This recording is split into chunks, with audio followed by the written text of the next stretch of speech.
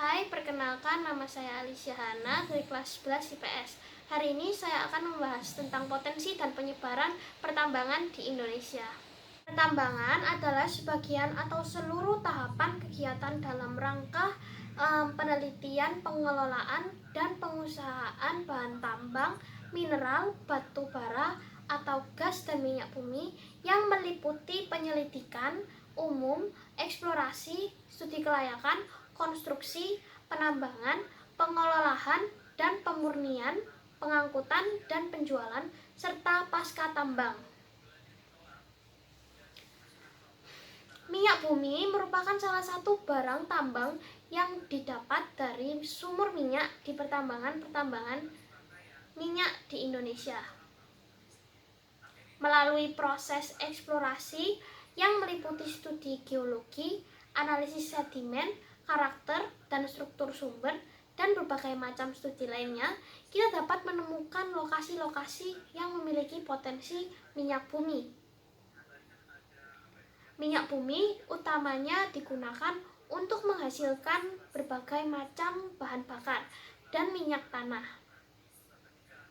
Selain itu, minyak mentah yang akan melalui proses penyulingan dapat menjadi beberapa komoditas. Di antaranya yakni aspal, parafin, pelumas, dan juga bahan bakar gas. Indonesia merupakan salah satu negara dengan sumber daya minyak bumi yang melimpah.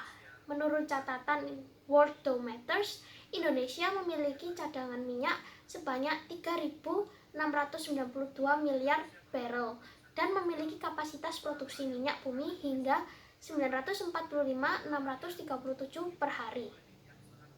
Besi merupakan unsur yang paling umum dapat ditemukan di bumi. Jumlahnya sangat banyak. Bahkan menurut perhitungan, besi adalah unsur keempat terbesar pada kerak bumi. Potensi yang bisa didapat dari biji besi yaitu menjadi pasir besi, besi primer, dan besi laterit. Indonesia cukup kaya sumber daya alamnya akan biji besi karena kondisi struktur geologi Indonesia yang mendukung. Daerah dengan kandungan biji besi di Indonesia cukup merata. Persebarannya, provinsi dengan aktivitas penambangan terbesar berada di Kalimantan Selatan. Sementara pertambangan skala kecil lainnya banyak ditemukan di daerah Kalimantan Barat, Jambi, Riau, Bangka Belitung, dan Sulawesi Utara. Batu bara merupakan tambang yang penting dalam pemenuhan energi dalam kehidupan kita. Listrik yang mengaliri setiap rumah dihasilkan melalui PLTU dengan bahan bakar batu bara.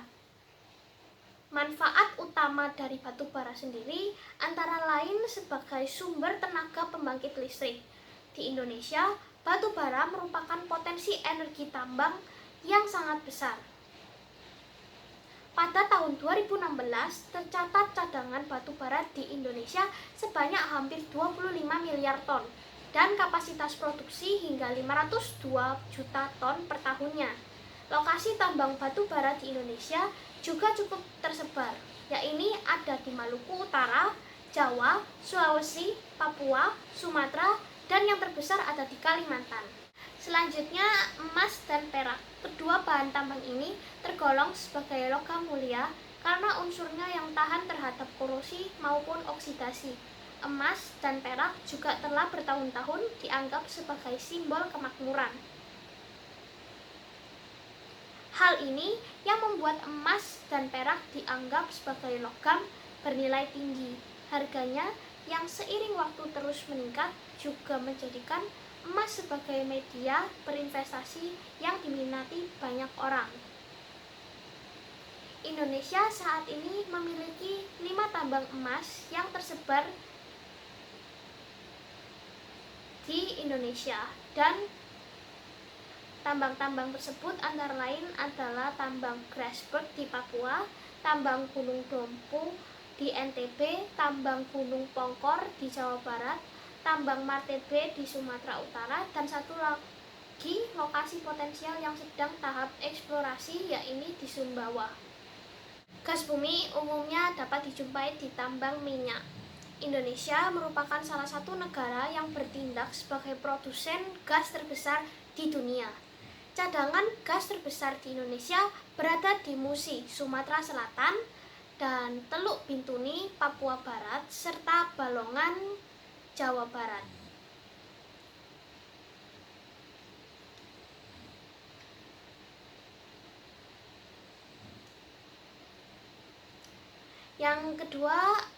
Yang selanjutnya ada tembaga. Tembaga terbuat dari larutan hidrotenal yang merupakan konduktor panas yang baik. Cadangan terbesar tembaga di Indonesia terletak di Papua. Bauksit. Bauksit merupakan material aluminium terbentuk dari aluminium hydroksida. Yang selanjutnya ada nikel. Nikel dimanfaatkan sebagai paduan logam.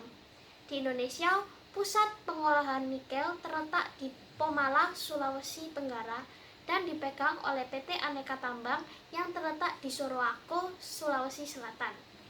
Yang selanjutnya ada timah putih. Timah putih mempunyai struktur yang tidak terlalu keras dan berwarna putih keperakaan. Timah putih memiliki sifat konduktivitas terhadap panas dan listrik yang tinggi. Sumber timah terbesar di Indonesia sebanyak 60% di Pulau Bangka. Selanjutnya ada intan. Intan memiliki satu unsur, yaitu karbon. Intan di Indonesia merupakan yang paling berat dan keras dibandingkan negara-negara lainnya. Intan akan bergerak sendiri ke permukaan bumi dikarenakan adanya pergerakan tektonik ataupun pengangkatan lapisan bumi.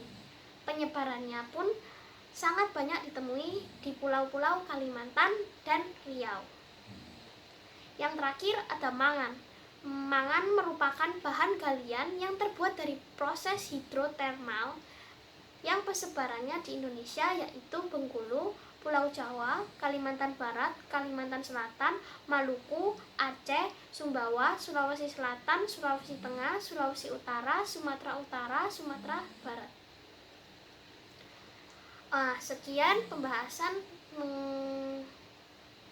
Sekian pembahasan yang saya jelaskan. Terima kasih.